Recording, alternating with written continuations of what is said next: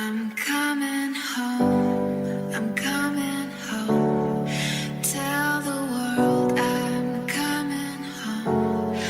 Let the rain wash away all the pain of yesterday. I know my kingdom awaits, and they've forgiven my mistakes. I'm coming home, I'm coming home. Tell the world I'm coming.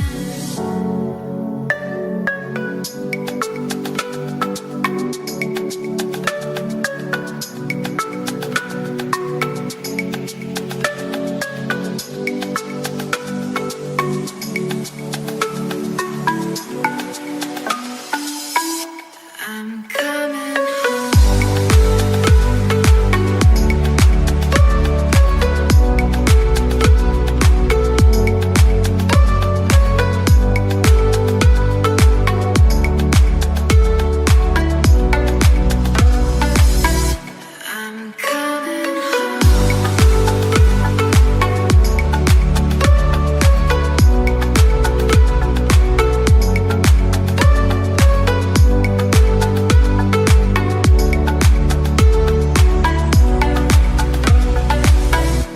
I'm coming home, I'm coming home. Tell the world I'm coming home. Let the rain wash away all the pain of yesterday. I know my kingdom awaits, and they've forgiven my mistakes. I'm coming home, I'm coming home. Tell the world I'm coming.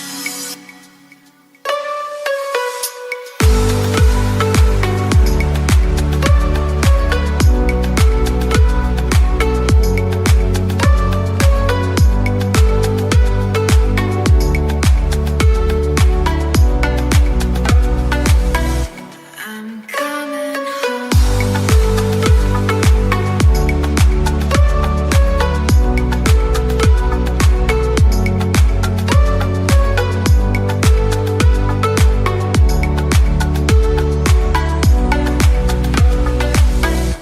I'm coming home.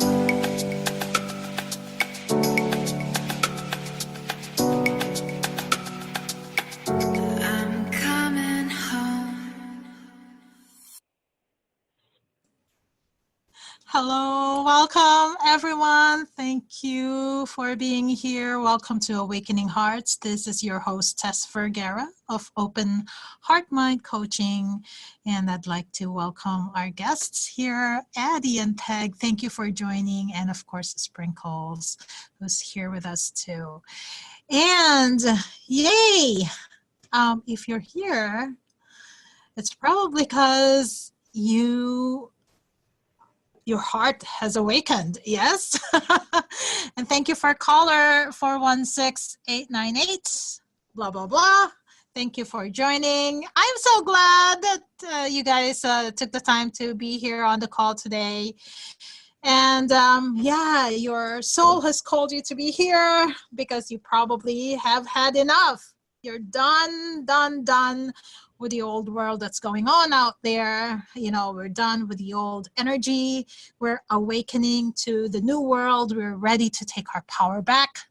We're ready to move through and out of the massive uncertainty, of the massive fear and stagnation. And we're moving on to a new world, to where there's infinite possibility, and really tap into our creation, our power to create that which we came here for, the life that we love to live.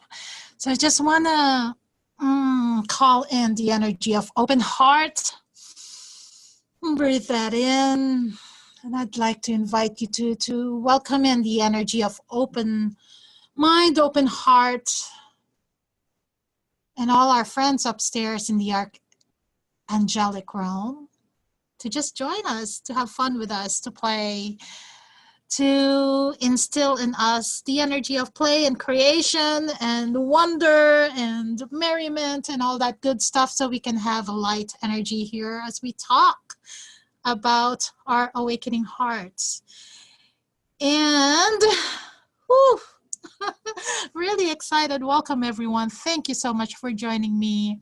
This is our second show, and we are going to talk about truth today. And I'd love for everyone who's listening, especially in the Zoom room with me, I'd love to hear your insights about truth.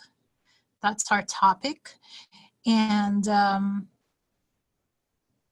do you feel the huge push for truth, especially after Oprah's speech, right?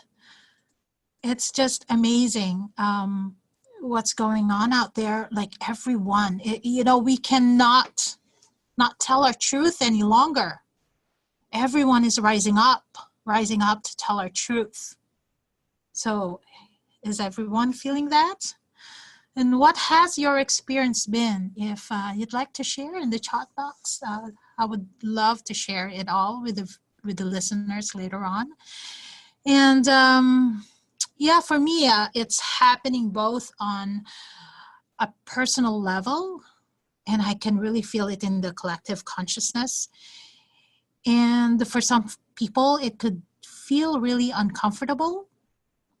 And for a lot of us who's been in this journey for a long time, it's also a very liberating experience to no longer feel threatened to speak our truth, to no longer hide, to no longer suppress, deny, or outcast the truth of our nature, of our beingness.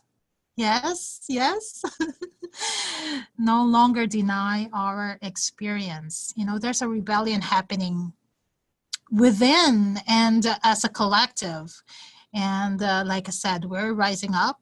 We heard it on Oprah's speech. We're ready to be fully ourselves no matter what. So there's a sense of optimism. It's lifting all of us up. We're taking back our voice. We're speaking our truth. We feel encouraged and also unified, right? There's a unification happening in our world right now that, we're speaking up because we no longer feel alone, right?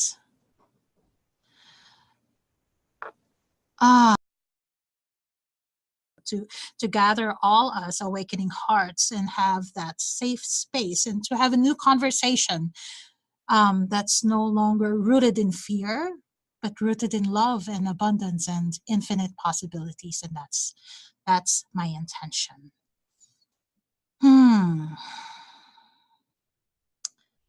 Yeah, so finding your voice, standing your ground, living your truth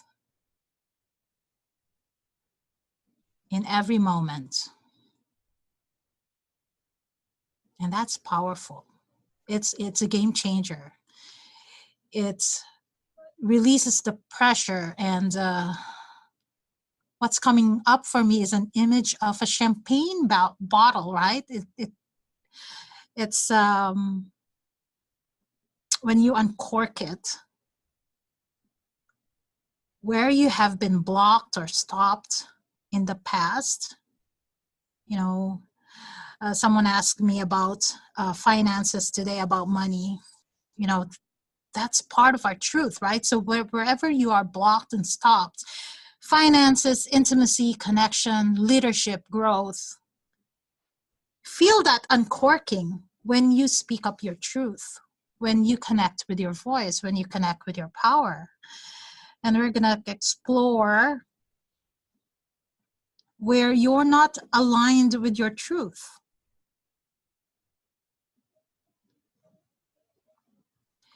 And that's where we need the energy of open mind, because like someone said here, the truth is really an individual experience. What I experience might not be true for you, but you can't tell me it's not true because it's my experience, right? And this huge energy that is so palpable, it's pushing for truth. And it can be overwhelming and exciting and intimidating and terrifying all at the same time, all in the same breath. It really is different for each and every one of us, depending on how long we've been in this inner journey to truth. And wherever you are is perfect. Wherever you are on your journey is perfect. There's no need to judge the experience and wish you could have been done with it already. Yeah, it's so I know in my experience there were so many times I just said, I've been through this already, can I be done, please? Can I be done already? But judging the experience and rushing it only created more misery. Yes. Yeah, someone's agreeing with me on the chat box. Yeah, it's not gonna make it faster. In fact, it only creates more resistance and only prolongs the agony. It creates more resistance, and where there's resistance, there's suffering. Suffering is no longer an option, okay? So, doesn't matter where you are. Love wherever you are. Wherever you just got triggered, awake, and pissed off. I remember quite well my own rude awakening. I shared on the pilot episode how 2009 was a year of cosmic 2x4s for me, one after another. And I spared quite a bit of details and only shared 3 major ones where I had been slapped, hammered so heavily. So wait for my book, Unlocking the Power of the Heart, where I share all the drama and the unlayering of the onion and what happened between 2009 and now. But for right now, I'm here to tell you, wherever maybe you are, wherever you are in your journey to truth, your truth, not my truth, but your truth. Yeah, truth is something you experience. Truth is not something you read about or memorized from a textbook or inherited and got passed on from generation to generation. No, the truth is your experience. And there's levels of that. There's levels of self-mastery to get to truth, to this truth. So many degrees and facets to it. So I'm thinking of an elephant, right? Let me use elephant as a metaphor to explain this. So your view or version of truth is different if, for example, you're in a car, you're inside the car, and there's a huge giant elephant stomping on and smashing your windshield, right? So your view, your perspective of the elephant is different when you're inside a car. It's different if you're in a circus and you're watching the circus as an audience, and you're watching a ringleader or whatever you call the trainer who keeps the elephant in line and perform tricks, Yeah, your experience and view and perception is different when you're seated in the audience. When you're delighted and laughing and clapping and you're forgetting all the problems while watching this beautiful animal and its trainer create magical moments on stage, right? It's a different perspective. It's an entirely different experience. Or your perspective of this truth, this elephant, could be different if, for example, you belong to an animal rights movement and you're totally disgusted. You're totally fighting for the rights of that animal who is caged and who is, being manipulated to perform tricks, and you're fighting to have it released so it can be treated humanely.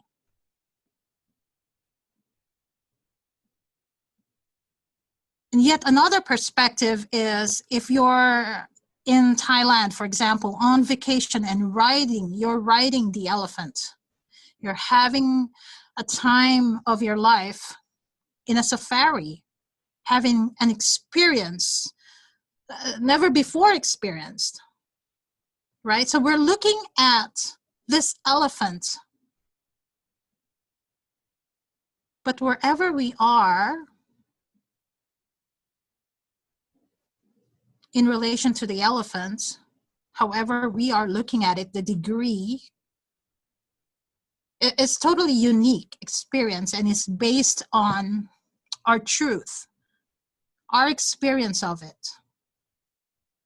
And we could be looking, even, we could be standing next to each other and looking at the elephant, and how we perceive that experience could be totally different too. And it's really depending on our openness and willingness to align with our truth. And what that means is to see the truth. Sometimes we have blocks and mechanisms in place, and they're not a bad thing. They're there, and we actually did put them there ourselves.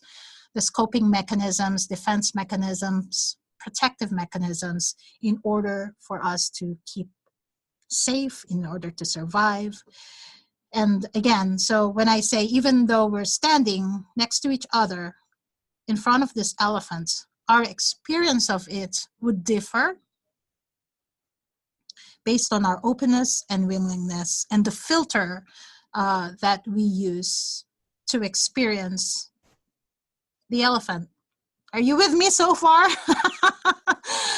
How are you guys doing? So just remember, the truth shall set you free, right? And we have different filters, we have different belief systems, we have different levels of our awarenesses that makes the experience different from each other, even though we're looking at the exact same thing. And that's why we tend to gravitate with people who share the same experience, who actually agree with us, right? Who have the same perspective, because it validates our truth. But for some of us, this truth-telling thing, because I don't know about you, am I the only one who experienced repression and suppression? And even though I've always been vocal, the fact that I was always vocal got me in trouble. And it was not something that was encouraged growing up. I got in a lot of trouble for speaking up, for telling my truth. And like I said, even though I was telling the truth, I got in trouble because they're also seeing things from a different perspective. So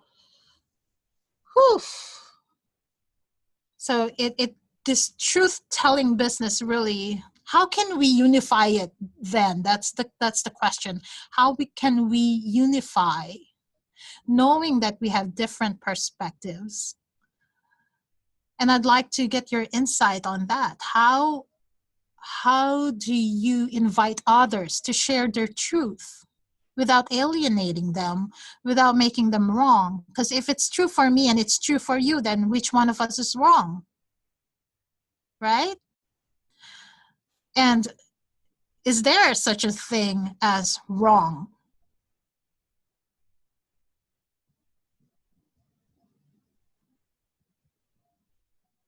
Yeah, we are all looking at and experiencing this same truth, just different awarenesses, different perception. There's a huge variety and gap. Um, yeah, someone's agreeing with me on the chat box. Thank you. Yes. And we cannot judge one's experience just because it wasn't true for us. They are equally true, just perceived differently. And how we perceive it really depends on our filter. And on NLP, that is called map of reality.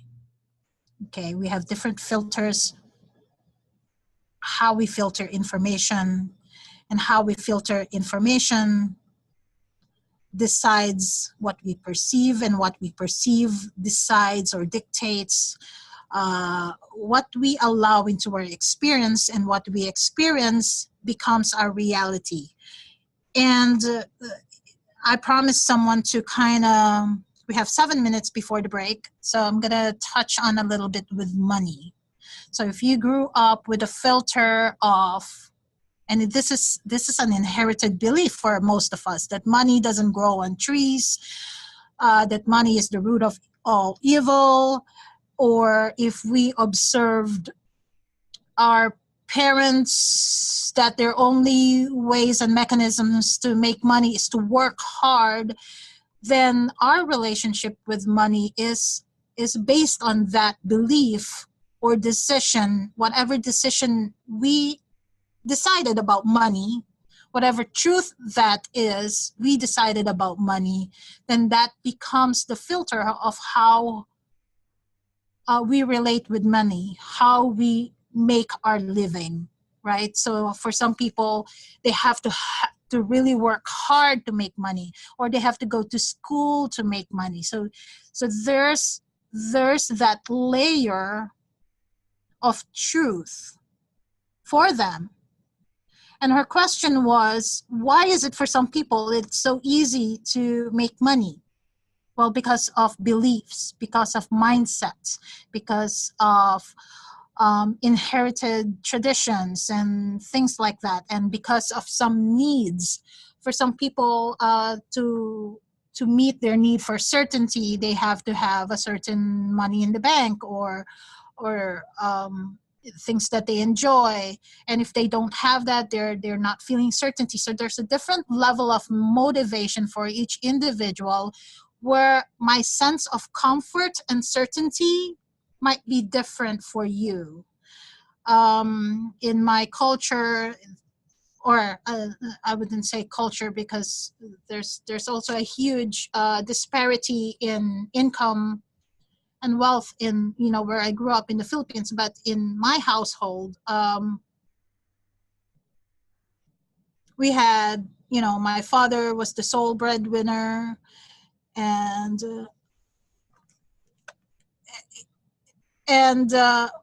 even though I grew up in poverty, they also instilled in us that, faith is number one in my family, faith in God, that if we believe it, we can have it. And my mom really fought hard for us to be able to migrate to Canada first, and then to the US. So yeah,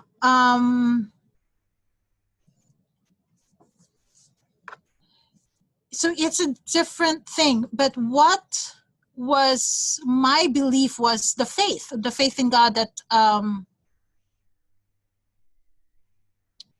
whatever it is, we could make happen. Now, there's also a thermostat thing,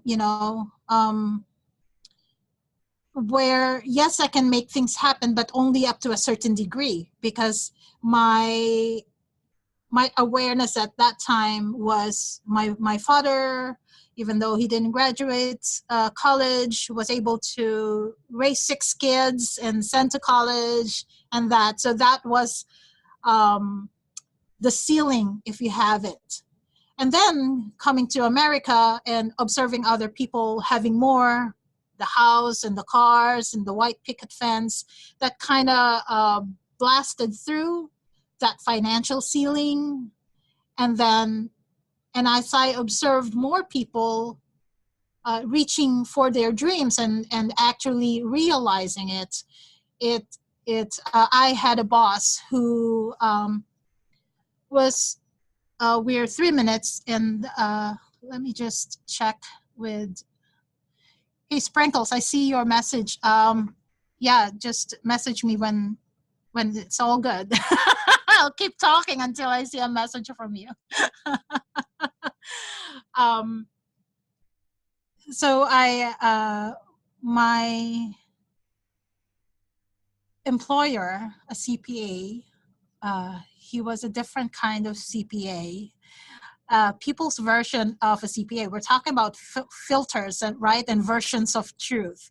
But this particular boss of mine, he was a fun CPA. He was the one who, when I had to go to the border every year, oh, it's a long story, but there was a time of my life, he was the one who gave me my work permit, and I had to go to the border from the U.S. to Canada every single year to renew my working permit here in the U.S. This was a long time ago.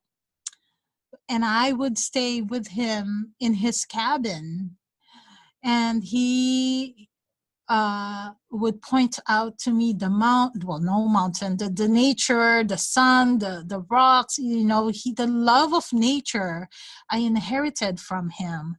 And not only that, he also influenced me to buy rental properties.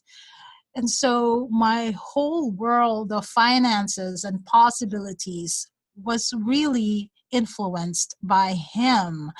And when he passed away in 2010, it was a huge heartbreak for me, because he was the one, he and his wife even wanted to adopt my girls, if in case something happened to me.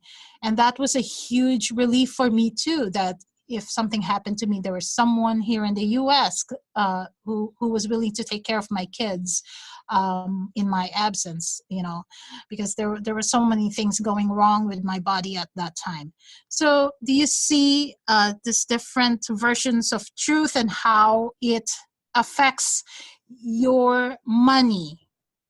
If you believe in the truth that money is something that's out there that cannot be obtained or achieved, then yes, it's going to be a life of struggle about money. So I would encourage you to really examine what are your beliefs about money. And if you really had faith, okay, if you really had faith, then what could not be possible? So I'd leave you with that. And yes, let's try it. Are we ready for the break? Let's go. Thank you, Sprinkles.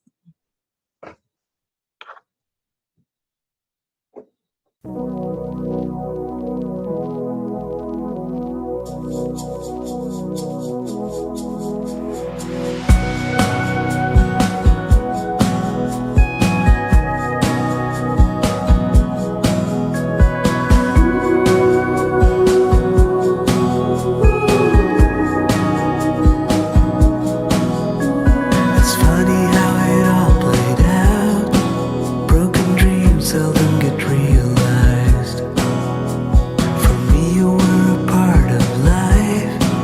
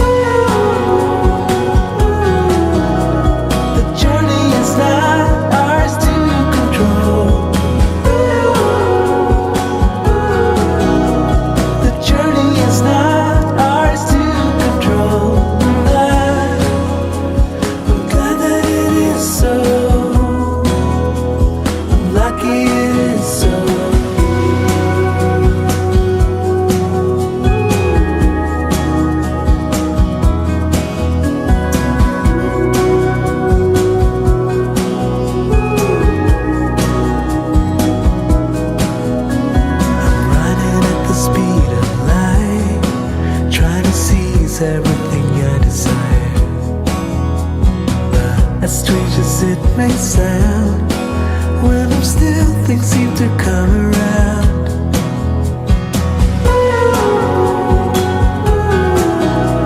The journey is not ours to control. The journey is not ours to control. The journey is not ours to control. The journey is not ours to control. And I'm glad that it is so.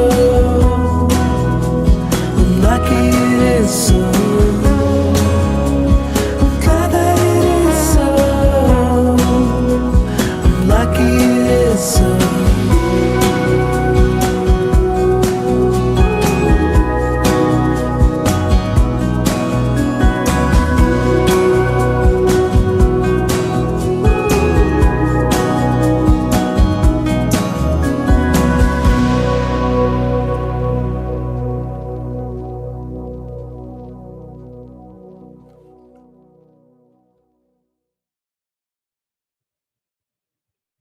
All right, we are back. Welcome back to Awakening Hearts on Off the Cuff Radio.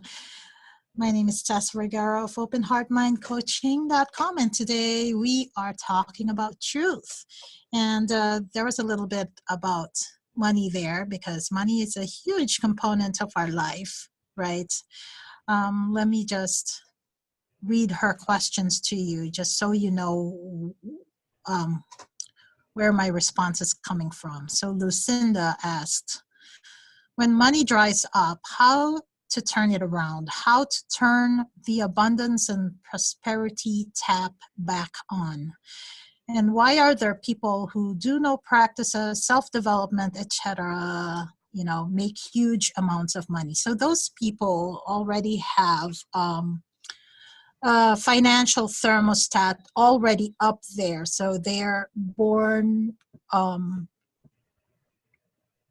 with money, and they've, like the Trumps of the world, they're accustomed to that lifestyle, and that thermostat wouldn't let them. They have an internal thermostat in their mindset, in their emotions, that wouldn't allow them, conscious or subconscious level, to go below that. Now, the rest of us are catching up to that consciousness of abundance, consciousness of aligning with our truth. And that's why we're having this discussion, because we're unlayering all the untruth that was programmed into us. And the way I talk about money is there's 4 elements. One I already talked about. It's the mindset. It's how we're viewing our truth. And then the second component is the emotions. If you study law of attraction, or if you follow Abraham Hicks or anyone, The Secret, it's all about the vibration. Are you vibrating the energy of money? Are you vibrating the energy of abundance? And if there's unhealed, if there's anything inside of us that's unforgiven, unresolved, unhealed meaning unintegrated, unintegrated meaning there's parts of us that we're disowning, not allowing. There's experiences that we are not letting into our life, meaning we are in that energy of resistance. No, I only want to experience this, I don't want that. Then that kind of limits our ability to create abundance, to experience abundance in our life. And a whole lot of that is all about emotions. What are the emotions that are trapped in our body? So that's grief, that could be shame, blame, unforgiveness, worry. Worry is a drain on our, energy.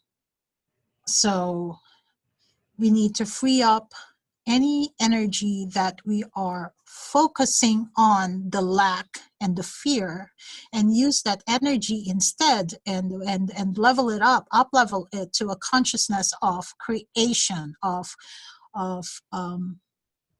owning your worth, owning your value, owning your power to contribute, to make the world a better place, to align with your purpose and mission and your soul. And that's why we're awakening. Our hearts are awakening because our hearts, our soul is calling us to transcend the limitation that we've been labeled or boxed in, or we just accepted as who we are. But that's not the extent of who we are. The extent of who we are is really unknown. We don't know, right? It's something that's infinitely in creation. We're creating who we are becoming every minute of the day, every moment, every breath. If we knew that, we wouldn't be stuck in the past. We wouldn't be stuck in unforgiveness. We wouldn't be stuck in resistance, judgment, blame, and all those things that keep us out of abundance. Okay, so the third thing is the actions. How are we bringing in, how are we grounding our creativity into the physical? How are we grounding into action our desire to live the life we love to live? Okay, so there's a whole lot of alignment that has to happen for money to effortlessly come into existence and align with. Money is already there. It's waiting for you to align with it. Okay, and then the soul expression is very much needed. I am really playing with the idea that yes, people can make money, can make a ton of money, but at what cost? What are they sacrificing in their life? Is their life really whole, right? Like if you look at the wheel of life or a big pizza pie, usually people, to make a lot of money, they're sacrificing their relationship. They're sacrificing their own creativity, sticking in a job that's sucking the life out of them just to have the money, and then their health deteriorates. And that's exactly what happened with me, and that's why I'm doing this work, because I burnt out. I lost connection with myself. Yes, I was experiencing success. Yes, I had a great life, but at what cost? So I want a wholeness of being, a fullness of life, where I feel fulfilled and successful, where I feel fulfilled and I can afford to do so many things, and enjoying and having the best time and playfully living life. So that's the energy that I want. It's no longer waking up, go to work, pay the bills, then go back to sleep. It's no. And I bet you anything you are listening to this show because we are aligned with the abundance consciousness that is now the new conversation. So I hope, Lucinda, I was able to answer that. So when the money dries up, how do you turn it around? Well, my question to you is, where is your focus? Is your focus on the money drying up or the raining of money? It really depends on your consciousness, because money is just the effect. You are the source. You are the generator. Where does the money come from? From you. So turn the tap on and turn it around. Okay, we're gonna have more conversation about that at Unlocking the Heart of Money, I'm sure. But let me know your insights to the answers, and let me see if there are questions from anybody in the chat room. Yes, letting go of the stress. Yes, the stress. Thank you. Sprinkles. And yep. Please do contact me at openheartmindcoaching.com. Test at openheartmindcoaching.com. Hopefully that we're talking about truth, but there's also truth about money that needs to be cleaned up. Okay, we've violated money for so long. We've made it the villain. We've made it the dirt. We treated it like dirt.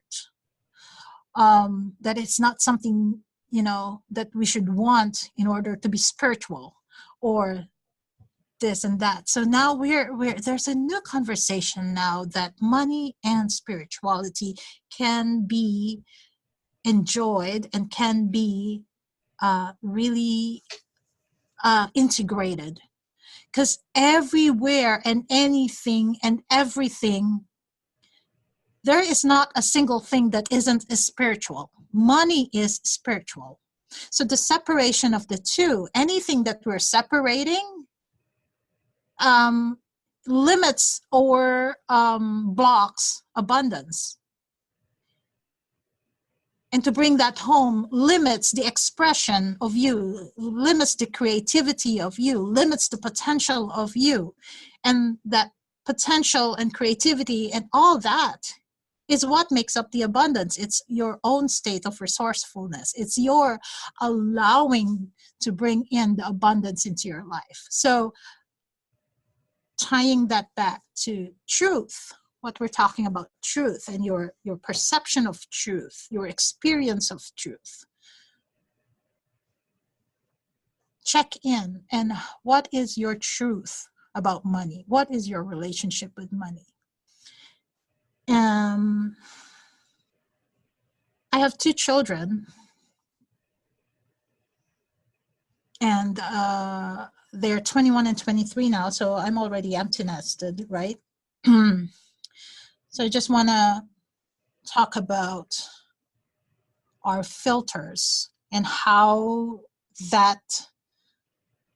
did we install those filters? How did they come about? So I have 2 children, okay? And because of my own filters and coping skills and level of consciousness or unconsciousness, okay, it goes both ways, I raised them to be independent and self-reliant and able to take care of themselves. And in other words, I raised them from a filter of a single mom mentality. And I wanted to give them the same skills that had me single-handedly raise them. So no matter what happens in life, they know, and they'd seen me do it, that there's their resourcefulness is built in. And there's resources everywhere if you have faith and trust. So that's one filter. And the other filter that I can share is, while I was raising them, and I mentioned earlier, there was a whole lot of things going on in my body. There was a health scare. I even hurt my knee skiing downhill. And, it was a come to Jesus moment. Oh, please, wait, God. I'm not ready to go. They're not 18 yet. I would want to go now if they were 18 and able to take care of themselves, but they're not yet. So give me time. That was the conversation happening between me and God when I hurt myself downhill skiing. So what I'm saying is, because of the health scare and the uncertainty I was going through, I used that uncertainty to create certainty. Do you get that? It's a different mindset. Because of the uncertainty, I created certainty within myself, and that affected the kids too. Was it perfect? No. But I'm just telling you how filters are built, how filters come about. So it self-actualizes because of how I was treating myself, consciously or unconsciously. I didn't know I wasn't loving and respectful to myself, so I was getting sick and I thought I was okay. Um, I'm always at the doctor, so I might there might be something terribly wrong with me, and I'm gonna die soon. So I better raise my kids to be independent, to take care of themselves. And then later on, when I realized the visits to the doctor made me sicker and more anxious and more depressed, I was like, shit, stop that. Enough, enough. Enough going to the doctors. And I took matters into my own hands, and I took care of myself, While I was in a fearful state, I was worried and anxious and stressed all the time. It was an endless loop of insecurity and uncertainty. What will happen to my kids if I die? It drove me nuts. So that was, like I said, another filter that contributed to how I raised my kids. And then a whole new set of beliefs grew out of that frustration, that, whatever. I bought an insurance that cost or that would give them $500,000 if I die. And then that was it. That was the end of that. And I started taking charge of my whole life differently. Does that make sense? The power is in our hands. If we believe the doubt and the fear and, all everything that's coming at us, the signals, whether to collapse our energy or to fight and stand up for our truth, our voice, and all that, really is depending on how we respond to the stimulus that's coming to us. Yes? Yeah, I was opening to listening to my body. At first, I was listening to the doctors. I'm responding to a conversation going on in the chat box here. Yeah. At first, I was listening to the doctors, but going to the doctors was making me even sicker. You know what I mean? It's like the dread and anticipation, and it was like, oh my God, if I see one more doctor touching me, or I'm gonna strangle them.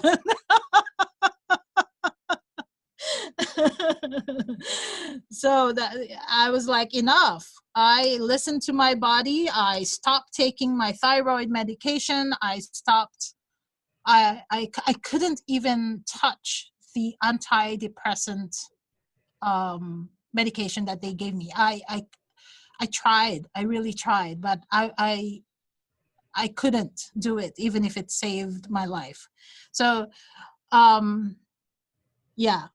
But anyway, so different filters, and that's another filter, because even alcohol, I couldn't touch alcohol. I would do it socially, but it wasn't something that I could use to numb the pain or to fix whatever it was that I was experiencing or escape. The thing that I escaped to was work, which contributed to my burnout, to my meltdown. Yeah. Yes, it's a horrible cycle if you don't listen to your body, if you don't listen to your intuition. So I hope you're connecting that the resourcefulness is already inside of you, but it's really dependent on how we are responding to outside stimulus, how people are, or society, media is how we're letting external influences dictate how we live our life, whether we live it in a fearful state or an empowered state.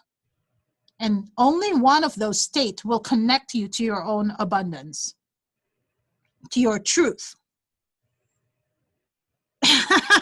Yes, becoming empowered with our truth. Thank you. Yes, gave up pills long ago from Peg. Thank you. Yes. Yes, that's why you are here. We are awakening hearts.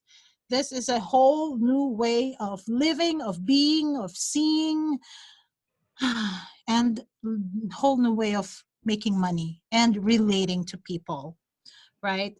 It's really unleashed, uninhibited. It's our truth.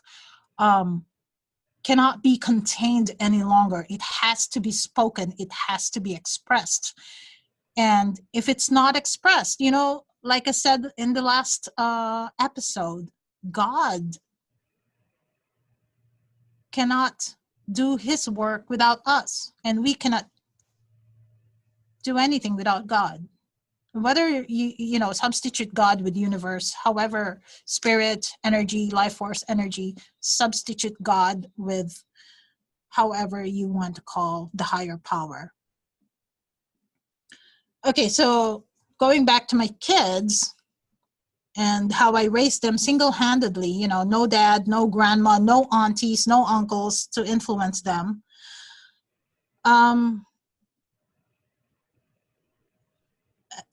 They only had me, but how they responded to me was so different. It's night and day. My eldest daughter experienced trauma, experienced the abandonment when I separated from her dad, and she was the one who got slapped, and she experienced and witnessed me and her father having a fist fight. So I'll ask you, what do you think is her filters growing up? And I would take her to, or both of them, to the store and say, I can only buy 1, 2, 3. We can't buy toys this time because, so it's a whole different experience for her. Now the single one, the second one, totally different experience. She didn't experience getting hurt. She didn't experience when she became aware, her mom was already making money, and her mom was already very confident, and she also didn't have to borrow clothes or wear a lot of hand-me-down clothes. She insisted that I buy her clothes and things, whereas the eldest one had to make do with whatever I gave her. You see how I conditioned both my kids in the same situation, but very different experience, and their reception of me totally different from different sets of experience. If you have questions, let me know. We're coming up to 1 o'clock. Wow, that went really fast. I hope you got a lot out of this episode. It's something that we really have to unlayer and uncover. How are we doing? It's 1 o'clock. I hate to let you go. I could go on forever, but we need to go. And I hopefully you got what I intended to impart, that there's so many different layers of truth, and that we can extend compassion to others whenever there's differing truths presented to us. All right? If you have any questions, let me know. I'm here for you. Tess Vergara, openheartmindcoaching.com. I love you all. Thank you for joining me, and I'll see you next week.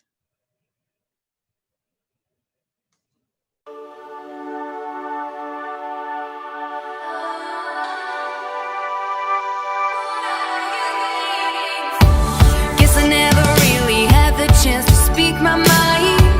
Never thought you would hear it.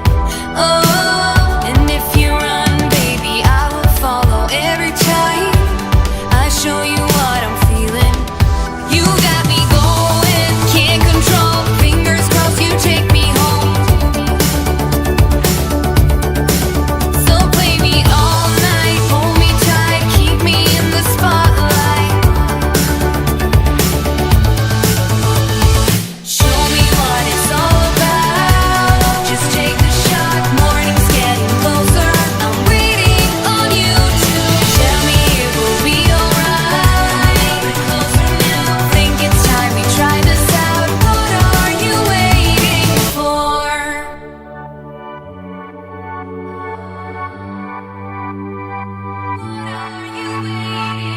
So keep me